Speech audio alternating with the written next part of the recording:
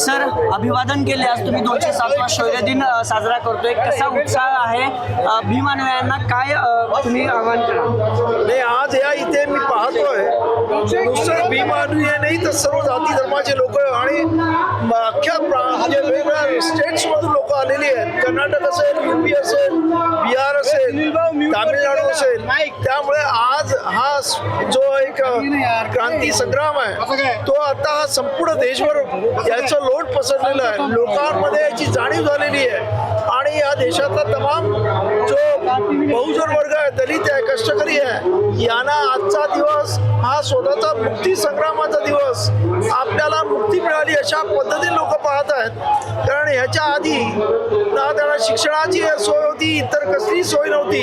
परंतु जेव्हा हे युद्ध जिंकलं गेलं आणि त्यानंतर खऱ्या अर्थानं बहुजनांच्या शिक्षणाची आणि इतर सर्व प्रकारची दारं या संग्रामानंतर खुलली आणि त्यामुळं आज लोकांमध्ये या दिवसाला अनन्यसाधारण महत्त्व आलेलं आहे आणि याचाच परिणाम म्हणून आज प्रचंड मोठा जनसमुदाय या इथे आलेला आहे आणि दिवसेंदिवस हा जनसमुदाय वाढत चाललेला आहे.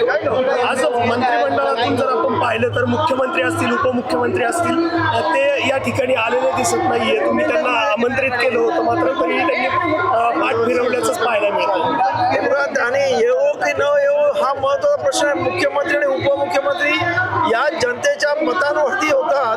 त्यामुळे आज ते आहेत, उद्या नसतील. त्यांना जर महत्त्व वाटत असेल या दिवसात तर त्यांनी यायला पाहिजे. कोणी इथे आज या जनतेला कोणी आमंत्रित करत नाही, स्वतःहून येतात. त्यामुळे मुख्यमंत्री, उपमुख्यमंत्री किंवा अजून कुठचे मंत्री असतील, ज्यांना या दिवसाचं महत्त्व कळतं ते स्वतःहून इथे येतील अशी माझी अपेक्षा आहे. ठीक आहे. धन्यवाद.